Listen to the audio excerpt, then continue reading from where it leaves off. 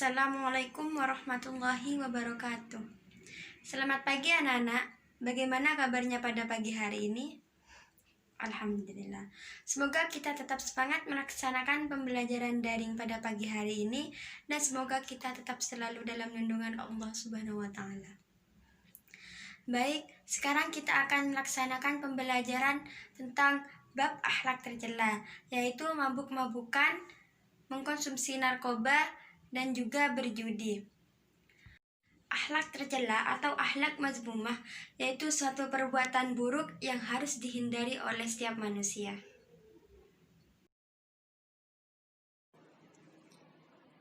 Yang pertama yaitu mabuk-mabukan. Pengertian dari mabuk-mabukan yaitu perilaku atau kegiatan mengkonsumsi minuman keras sehingga melalaikan tanggung jawab kemanusiaan sebagai wakil Allah di bumi. Atau bisa juga mabuk-mabukan adalah perilaku sadar seseorang atau sekelompok orang untuk meminum minuman beralkohol atau mengonsumsi barang-barang yang memabukkan untuk mengurangi beban dan tekanan hidupnya, atau sekedar untuk mencari kesenangan semata. Dalam pandangan Islam diistilahkan dengan khamr, yaitu minuman yang memabukkan seperti bir, vodka. Oleh sebab itu haram untuk meminumnya, dan pelakunya mendapatkan dosa besar, sesuai dengan hadis yang berbunyi kullu muskirin khamru wa kullu khamri harumun, yang artinya setiap yang memabukkan itu khamr, sedangkan setiap khamr itu haram. Hadis riwayat Muslim. Yang kedua yaitu akibat dari negatif perilaku mabuk-mabukan. Yang pertama, melanggar larangan agama. Aturan larangan pengharaman minuman keras atau khamr berlaku untuk seluruh umat Islam, serta tidak ada perkecualian untuk individu tertentu. Yang kedua, terlarangnya melaksanakan ibadah. Karena ketika kita ingin melaksanakan ibadah, maka harus dilaksanakan dengan penuh kesadaran dan ketulusan. Tidak akan dapat dipenuhi oleh mereka yang hilang akal sehatnya. Maka ketika kita sedang mabuk atau ketika kita sedang meminum minuman keras, maka kita tidak boleh melaksanakan sholat.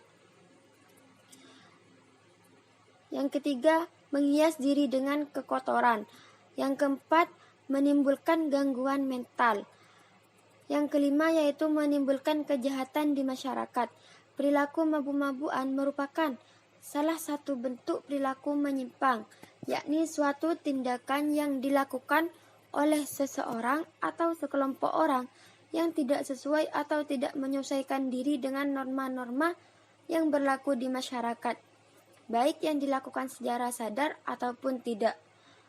Yang selanjutnya yaitu mendapatkan sanksi. Di sini mendapatkan sanksi agama dan juga mendapatkan sanksi hukum. Yang pertama, mendapatkan sanksi agama. Para ulama telah sepakat bahwa bagi peminum khamr itu dikenakan had atau hukuman sanksi. Yang kedua, sanksi hukum, yaitu mendapatkan sanksi hukum yang diterima oleh pelaku mabuk-mabukan seperti diatur dalam KUHP bab 4 tentang pelanggaran kesusilaan pasal 539 adalah barang siapa pada kesempatan diadakan pesta keramaian untuk umum atau pertunjukan rakyat atau diselenggarakan arak-arakan untuk umum, menyediakan secara cuma-cuma minuman keras atau spirit dan atau menjanjikan sebagai hadiah diancam dengan pidana kurang selama 12 hari atau pidana denda paling tinggi Rp375. Yang ketiga yaitu hikmah larangan perilaku mabuk-mabukan. Pengharaman mengkonsumsi khamr didasarkan atas akibat yang ditimbulkannya, yakni hilangnya akal nalar yang ada pada diri manusia, di samping adanya keburukan yang bersifat ekonomi, kesehatan, dan sosial. Yang kedua yaitu Hikmah dari larangan perilaku mabuk-mabukan, sanksi hukuman yang diterapkan pada pengkonsumsi khamr pada dasarnya untuk menjaga kesadaran dalam beribadah, memberi efek jera pada pelakunya dan menjaga keteraturan dalam masyarakat. Akhlak tercela yang kedua yaitu mengkonsumsi narkoba. Narkoba merupakan singkatan dari narkotika, psikotropika, dan bahan adiktif lainnya.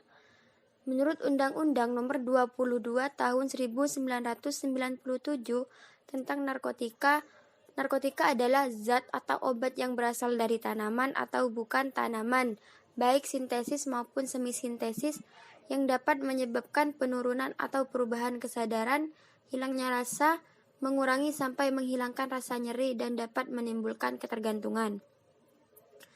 Nah, pada mulanya narkotika ini digunakan untuk keperluan medis, terutama sebagai bahan campuran obat-obatan dan berbagai penggunaan medis lainnya. Narkotika ini digunakan dalam keperluan medis karena narkotika memberikan efek yang dapat menghilangkan rasa sakit sementara waktu, sehingga pasien tersebut dapat dioperasi tanpa merasakan sakit. Jenis narkotika yaitu heroin, ganja, ekstasi, dan juga sabu-sabu. Dampak negatif yang akan timbul bagi pemakai narkoba yaitu terbagi menjadi 3. Yang pertama, dampak psikis. Dampak psikis yang akan ditimbulkan bagi pemakai narkoba yaitu lamban kerja, ceroboh, sering tegang dan gelisah, hilang kepercayaan diri, apatis, penghayal, penuh curiga. Yang kedua yaitu dampak sosial, di mana yang akan timbul dalam dampak sosial bagi pengguna narkoba yaitu gangguan mental, antisosial, dan asusila, dikucilkan oleh lingkungan.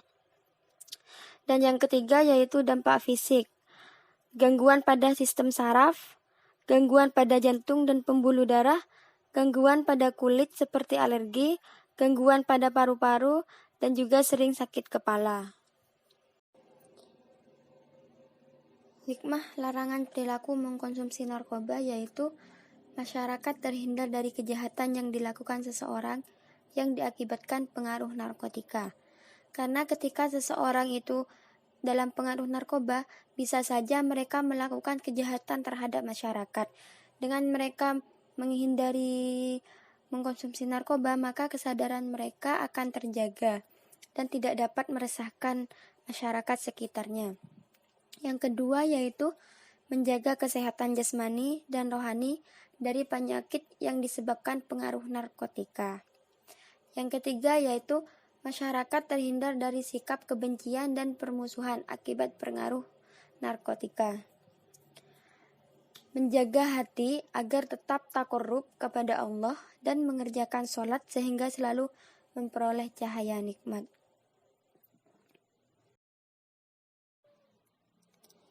Akhlak tercela yang ketiga yaitu perilaku judi. Judi merupakan mempertaruhkan sejumlah uang atau harta di permainan tebakan berdasarkan kebutuhan dengan tujuan mendapatkan sejumlah uang atau harta yang lebih besar.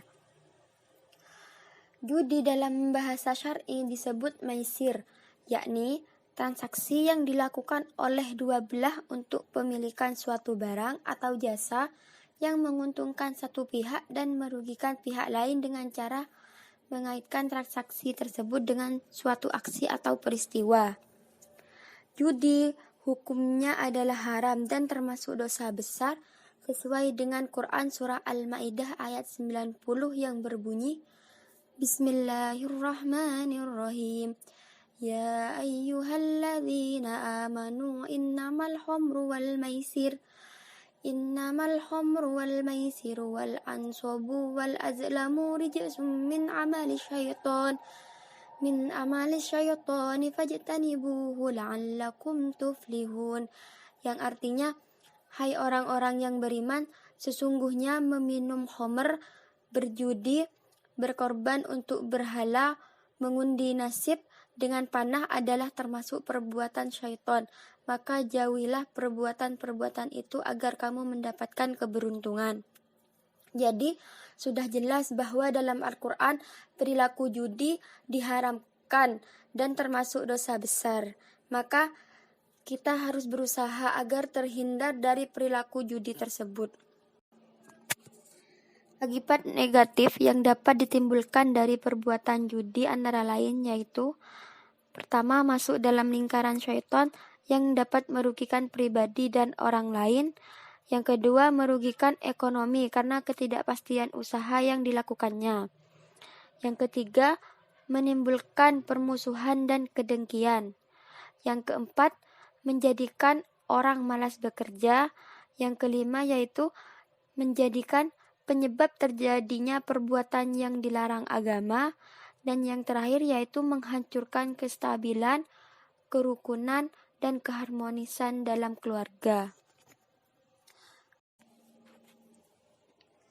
Hikmah yang akan diperoleh dari larangan perilaku berjudi yaitu: yang pertama, orang akan dapat istiqomah menjalankan tanggung jawab yang diemban dalam kaitannya dengan Allah ataupun sesama manusia.